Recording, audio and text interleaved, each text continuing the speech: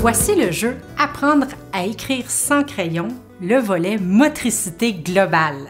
Alors, c'est un jeu de type défi qui va permettre à l'enfant de développer tout ce qu'il a besoin de développer physiquement pour préparer son corps à l'écriture. Il y a beaucoup de gens qui pensent qu'on peut commencer à faire écrire un enfant à 2 ans, on l'assoit sur une chaise, on lui donne un crayon et qu'il va finir par y arriver. Mais en fait, c'est beaucoup plus complexe que ça. Il y a énormément d'éléments au niveau de sa dextérité, de sa motricité pour parvenir à préparer son corps au geste de l'écriture. Et ces étapes-là, elles sont contenues en entier dans ce jeu-là. En utilisant tous les sens, du mouvement, de la posture, toutes sortes d'objets matériels, et évidemment, pas de crayon initialement, l'enfant va s'amuser à relever une panoplie de défis très différents les uns des autres qui va le préparer physiquement au geste de l'écriture. Alors ce jeu-là, vraiment, va proposer des façons ludiques tant pour les parents que pour les enfants de s'amuser, de s'éclater tout en apprenant tout ce qu'il faut pour que le corps puisse éventuellement écrire. Ce jeu-là a de nombreux bénéfices au niveau du développement général global de l'enfant. Si vous prenez le dépliant qui va avec le jeu, vous allez découvrir certains de ses bénéfices et aussi la roue Amélio, c'est-à-dire que ce jeu-là va travailler les 15 champs de développement qui peuvent être stimulés chez n'importe quel être humain de manière à pouvoir les développer de façon balancée. Alors, les bénéfices du jeu sont très nombreux parce qu'un enfant, pour apprendre à écrire, il y a beaucoup d'acquisitions qui doivent être faites avant d'arriver à cet endroit-là. Dans un premier temps, il va permettre à l'enfant de développer un bon tonus musculaire pour pouvoir adopter une position assise, le dos bien droit et bien stable, mais aussi du tonus musculaire pour que la main et le bras puissent tenir un crayon, parce que souvent, l'enfant très jeune, il n'y a même pas assez de muscles, ça devient fatigant après 10 secondes parce qu'il n'y a pas la musculature adéquate pour effectuer le geste de l'écriture. Ensuite de ça, l'enfant va apprendre à stabiliser parce que pour pouvoir écrire, il faut qu'il y ait eu stabilisation du poignet, du coude, de l'épaule. Ça a l'air simple, mais ça peut prendre plusieurs mois à s'effectuer cette stabilisation-là et sans ça, le geste de l'écriture est quasi impossible. Ensuite, si vous regardez des bébés, vous allez souvent remarquer qu'ils bougent les bras en même temps, les jambes en même temps. Pour pouvoir apprendre à écrire, l'enfant doit apprendre au niveau neurologique à dissocier ses mains, à faire travailler une main sans que l'autre bouge ou à faire travailler une main sans que les pieds s'excitent en bas. Alors, il doit apprendre à dissocier ses mouvements puis à faire bouger uniquement les parties qu'il a besoin d'utiliser pour écrire. Et ensuite, ce jeu-là aussi est extraordinaire pour faire développer le contrôle inhibiteur, la capacité à arrêter. Si j'arrête pas de former une lettre, je vais faire des ronds sans arrêt à l'infini ou je vais écrire jusqu'à temps que je dépasse sur la feuille, sur la table. Alors, il faut apprendre à interrompre le geste, ce qui est un acquis qui, pour certains enfants, peut prendre un certain temps. En plus de tous ces bénéfices-là, c'est certain que quand on regarde tous les défis qui sont présentés à l'enfant, il va apprendre à être créatif. Il va apprendre à se mettre dans toutes sortes de positions différentes. Il va apprendre à visualiser mentalement une image, une lettre, un mot.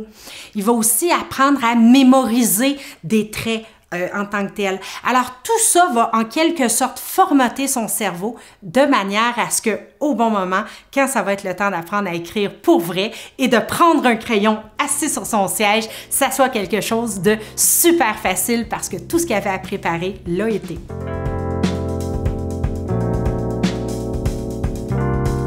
Avec ce jeu, vous allez découvrir que vous pouvez combiner des cartes pour réaliser plus de 10 000 défis différents parce qu'il y a des milliers de combinaisons possibles.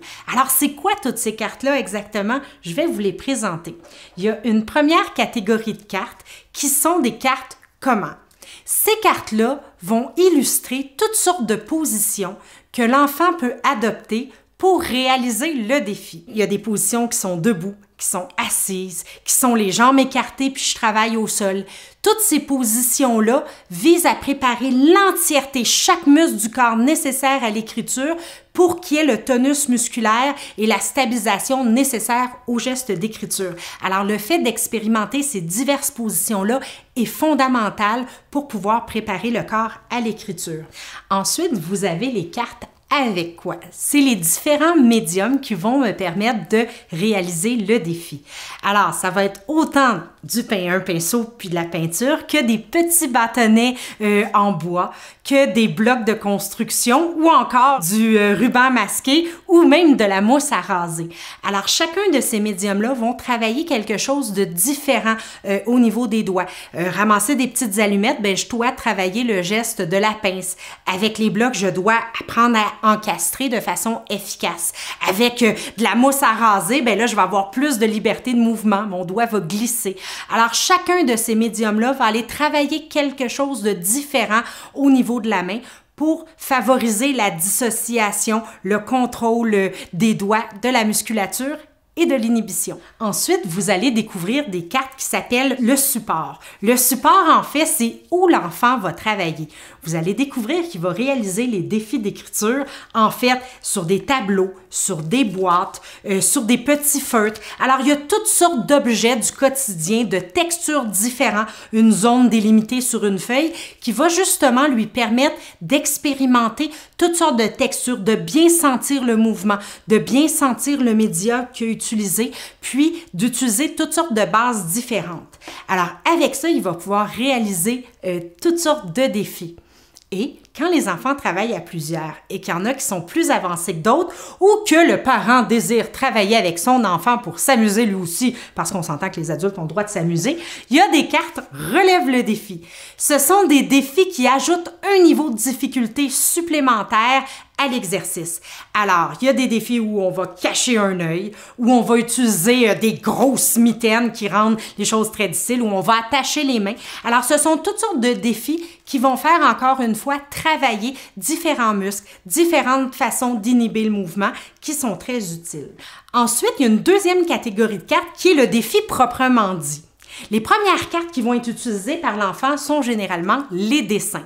Alors ici, j'ai un petit nuage à fabriquer. Ici, j'ai un ballon tout simple. Alors, ce sont des défis, des dessins qui sont très simples à effectuer pour un très jeune enfant et c'est par là qu'on commence. C'est ludique, c'est intéressant. Puis, dans un premier temps, on peut laisser le dessin et l'enfant le trace en l'observant ou on peut lui montrer le dessin, le cacher et il doit le tracer de mémoire, ce qui va l'entraîner tout doucement à mémoriser les lettres. Une fois que c'est bien acquis par le biais des dessins, on va pouvoir ensuite travailler avec les lettres de l'alphabet.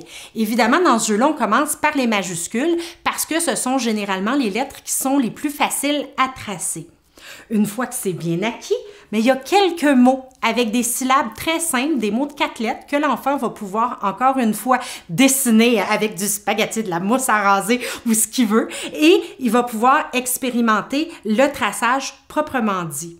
Et quand les parents travaillent avec l'enfant, il faut quand même leur donner un petit challenge à eux aussi, que le défi soit assez corsé pour maintenir le suspense puis pouvoir comparer qu'est-ce qui l'a mieux tracé, qui a mieux réalisé le défi. Alors, à l'endos des cartes des lettres de l'alphabet en majuscules, vous allez découvrir toutes sortes de mots dans de différents alphabets du monde. Alors, pendant que l'enfant tente de tracer un W selon le défi imposé, le parent, lui, va devoir tracer des qualités dans divers langages du monde. Et ce qui est fascinant, c'est que c'est aussi difficile pour un adulte de mémoriser ce mot-là en grec que pour un enfant de mémoriser et tracer une lettre majuscule. Alors, tout le monde, de cette manière-là, peut être au même niveau et dans une classe, je peux répartir aussi, si j'ai plusieurs enfants, répartir le niveau de difficulté selon les défis proposés. Créer un bon défi préparatoire à l'écriture, la première étape, c'est de choisir qu'est-ce que l'enfant va devoir reproduire. S'il est très débutant ou très jeune, on va toujours commencer par choisir un des dessins. Évidemment, ça peut être l'enfant lui-même qui le choisit. Une fois que les dessins sont bien maîtrisés, on va pouvoir ensuite utiliser les lettres majuscules. Puis quand ça, c'est bien maîtrisé, mais on va pouvoir passer carrément aux petits mots courts de 4 lettres. Et quand c'est fait pour travailler la mémoire, puis là, aller dans quelque chose de beaucoup plus sophistiqué au niveau des mouvements, on va pouvoir aller dans des lettres de différents alphabets du monde. Alors, une fois que le défi est choisi, par exemple, je décide que c'est la lettre F que je désire tracer, je vais ensuite choisir 3 cartes différentes. Une carte qui va m'indiquer comment je vais tracer. Alors, dans ce cas-là, le traçage va se faire en position couchée sur le côté. Ensuite, je vais choisir une carte avec quoi.